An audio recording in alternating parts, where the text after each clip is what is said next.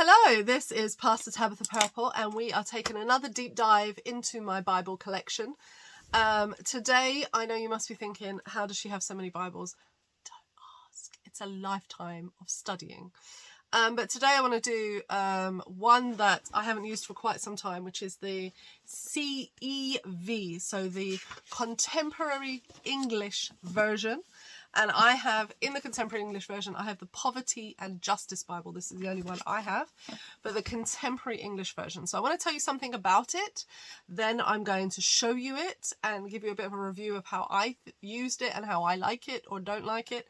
As you know, I like to take the positives. There are always negatives to any translation. But as I've said from the beginning, the purpose of Bible translation is to guide us to a closer relationship with Jesus, and to that end, you can see the negative in anything, but you can also see the positive.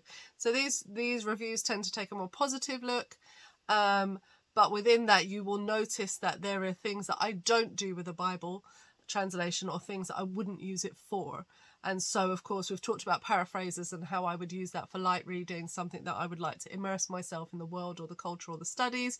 But I'm not going to use that for a deep theological study on words or particular meanings of, thematic ideas throughout Scripture. So you can understand that while I don't talk about them in the negative, you can see that the use of the Bible kind of dictates about the area in which you can use it. So today we're looking at the Contemporary English Version. I'm going to be honest with you and say that I didn't notice when I bought the Poverty and Justice Bible that it was a Contemporary English Version Bible. I bought it because it was the Poverty and Justice Bible. I think bought is a strong word. I think I had to make a donation to the Bible Society in the UK, and then they gave me a Bible for free. It was wonderful. It was a great exchange. But anyway, the Contemporary English Version came about as a result of the Barclay-Newman studies that were done in 1985. So these studies looked at speech patterns for the English language within books, media, magazines, newspapers, TVs. They looked at how we heard and how we used the English language. So what they were trying to do is identify the kind of normal everyday usage that people are familiar with of the use of language, and then from that they were then able to test it out on the Bible itself and see if they can make something that was more intuitive to the people at that point. This was done in 1985, and so this process started then in the late 80s and early 90s. They were able to release a number of test translations, if you like. So they released one in the Psalms, they released one in Luke, they released the Apocrypha as one, and they did this kind of testing out, how does this fit? But what we have to do is understand that there were three main principles that seem to be driving what they were doing. One, the Bible must be understood by the people who are reading or hearing it without speech being an impediment.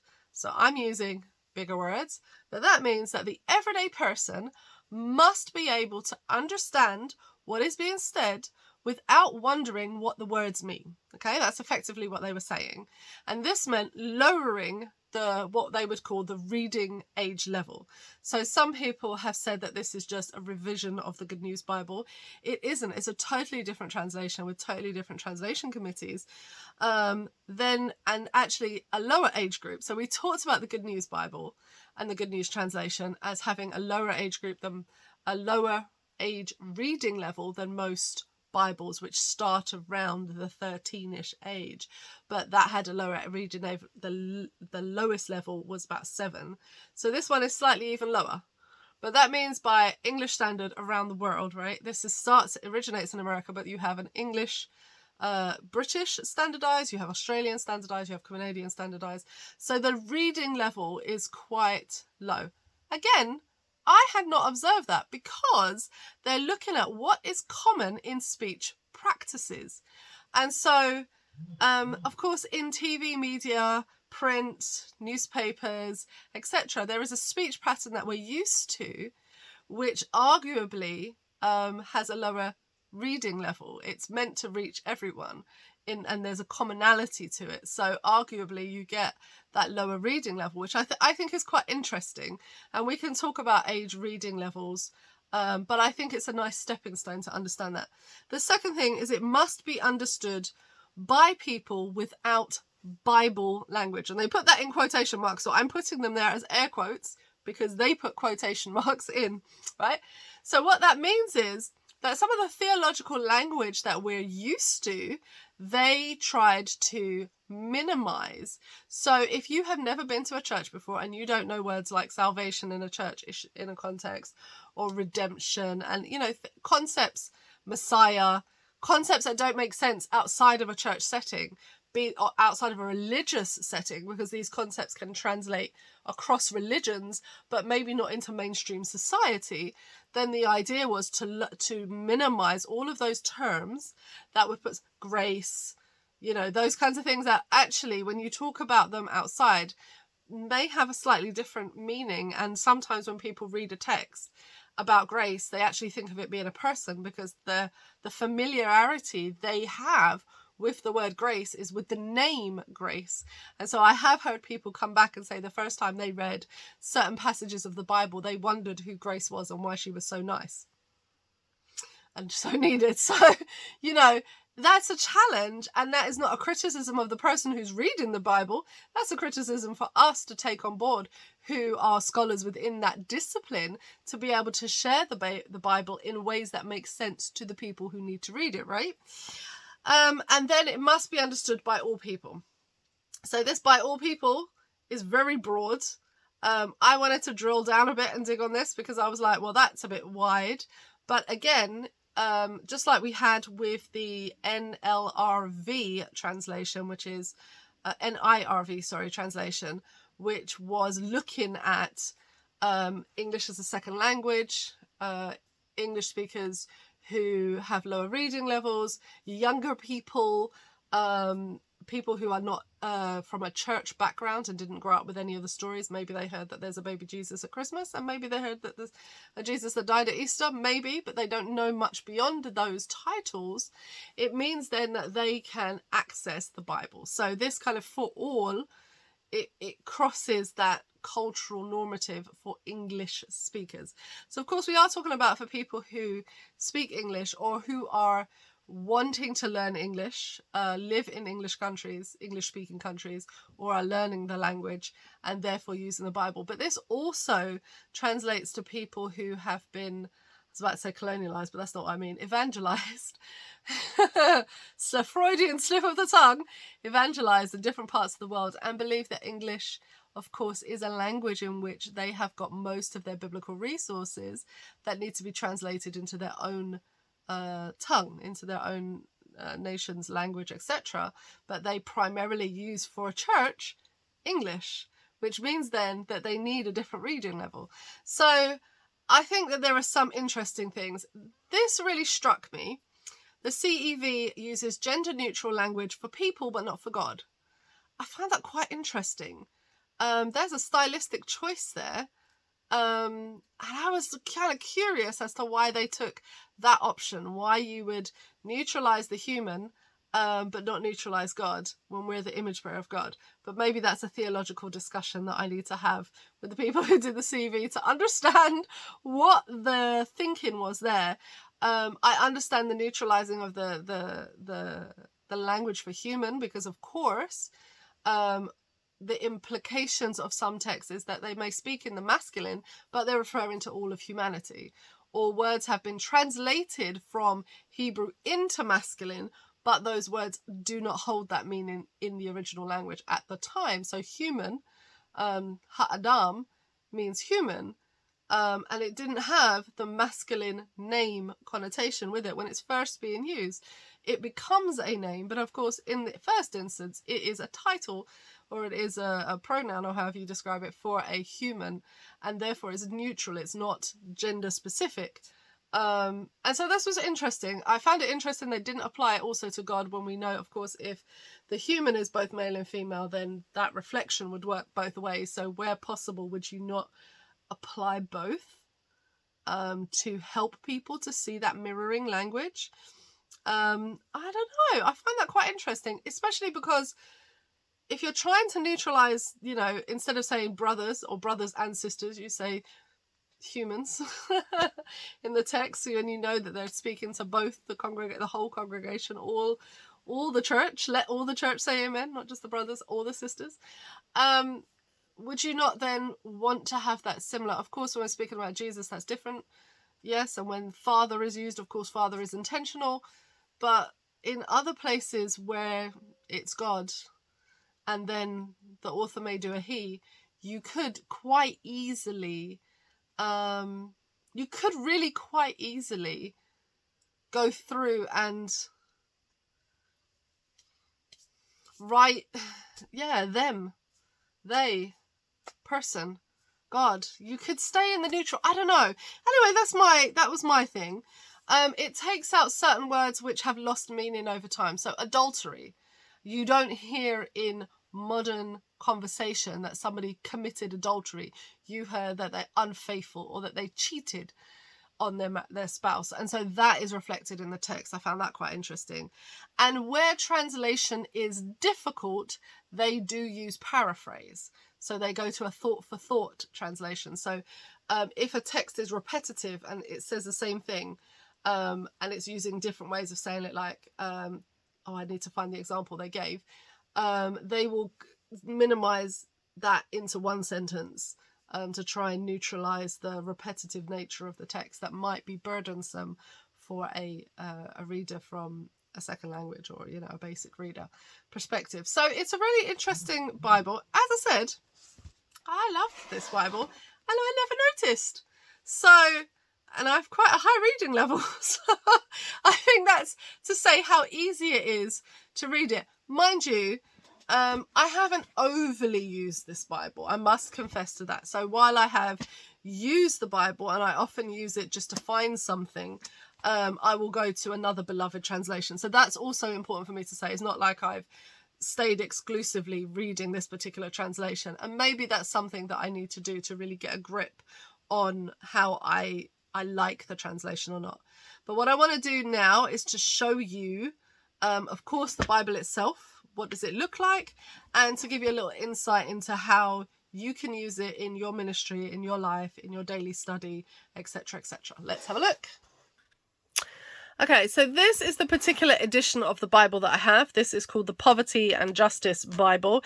It's created by the Bible Society. The inspiration that is from this actually comes from Rick Warren and Bono. I mean, imagine that, right? So Rick Warren said there are about 2,000... He had counted one time and said there's about 2,000 plus verses in the Bible that speak to the issues of poverty and justice. And then when they did the Bible, it's about 3,000 plus Bibles. Bono had quoted this and was interested in the whole thing. So that was the inspiration. They then and it's done collaboratively. So there are a number of people that have helped with the highlighting and with what it is. So just making sure you have that in shot there. It then went to Nick and Claire Page so they can write some practical studies. So when you look at this, what does it mean to have the Poverty and Justice Bible? So they have basically all of the verses that relate to poverty and justice are highlighted in orange.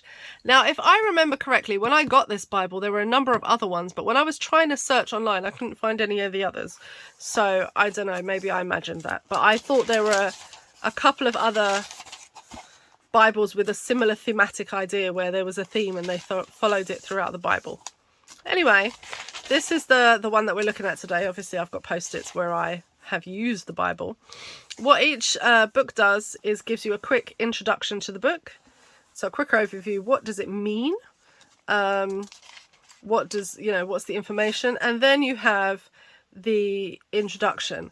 Now, arguably, this is where it gets interesting. What do you consider a justice text? What do you consider to be a justice text?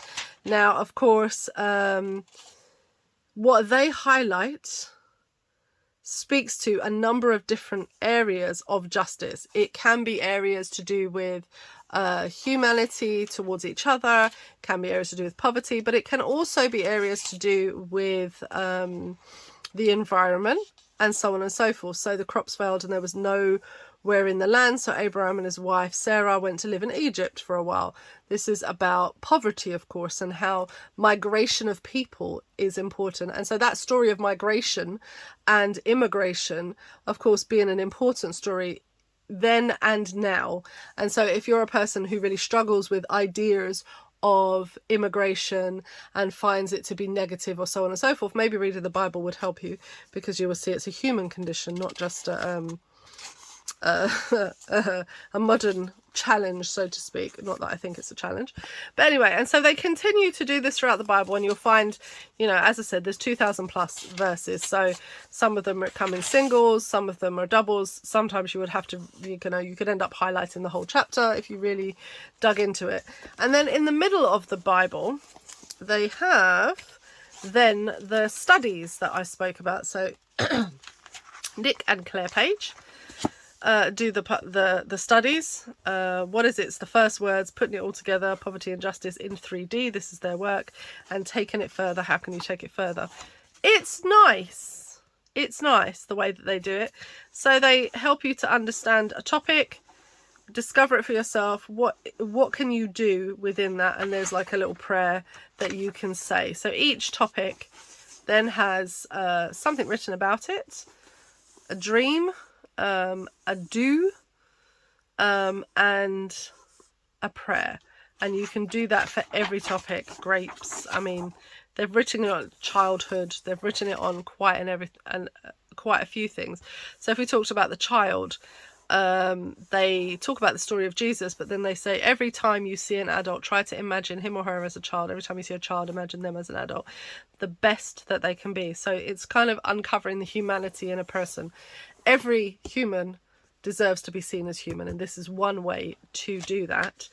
And then they go on to look at what you could do. Do you see children?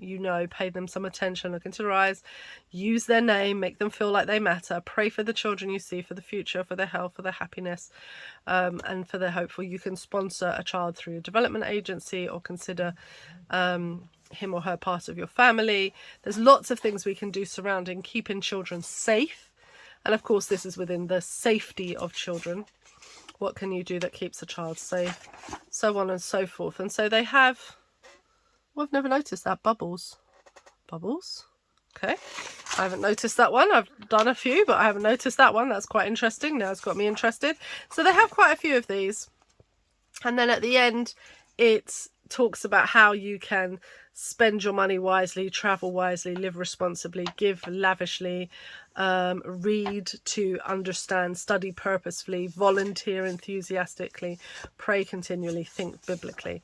And I think that these are great principles for how people can live their life. So I don't know if you can see that properly. So they're there, and they give you this kind of, these are principles in which you can live your life in order to be a more mindful Christian, bearing in mind that the Bible has over 3,000 verses on poverty and justice. So it's obviously an issue that the Bible is deeply concerned about, and God therefore is deeply concerned about.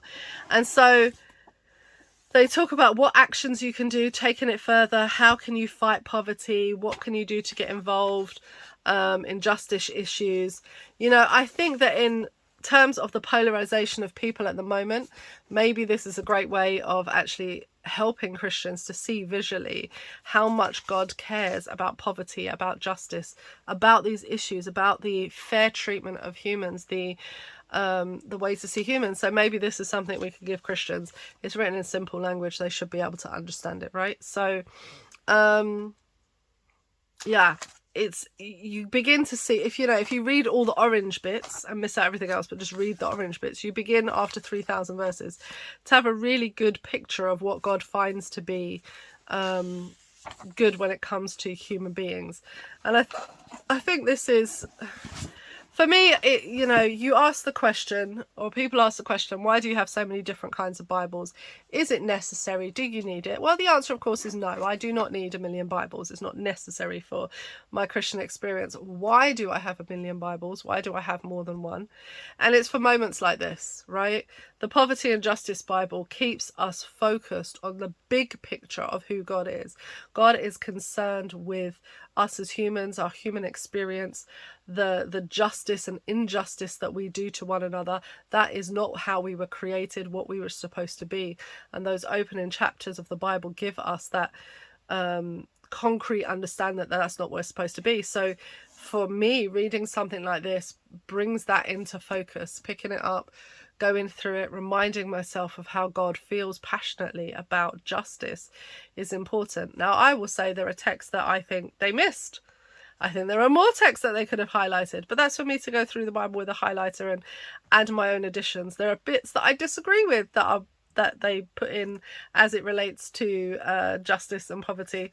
You know, I think there are things that they could have done better, of course, but I think these Bibles are a step in the direction to help us to understand who God is. And for a Christian, it's a lifetime. It's not a one-stop shop. I'm a Christian today and then I'm done, finished. I could be, clear of any kind of responsibility of things to do. No, this is a journey. It's a process. It's a lifetime. And so doing things that keep us in scripture and refreshed is really important, and this is just one of those things. Do I think everyone needs it? No. I mean, as I say, for me this is something that I feel passionately about, which is why I have the Poverty and Justice Bible and did not notice the version of the translation it was.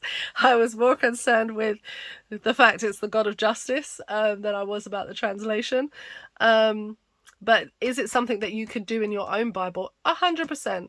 You know, you can use 1,000,001 tools that are online to do in your own Bible and just highlight the verses that speak to justice and poverty and build your own theology of what that is. What is it that God is concerned with? And then go out and seek out people that can help you, guide you, teach you about the God of justice, the God that is concerned with poverty, the God that is concerned with the human condition. And seek to find ways of being a part of that. So that's what I would say about this Bible. I hope this helps. If you're planning on buying a Bible and you need something that is going to give you an overview of who God is, this is a great one to start with. But there are other great ones out there, so good luck. Well, thank you so much for watching another edition, and we hope that your Bible reading goes well and that we inspire you to keep reading, keep learning, keep growing, and keeping God at the forefront of your mind. Have a good one. Bye-bye.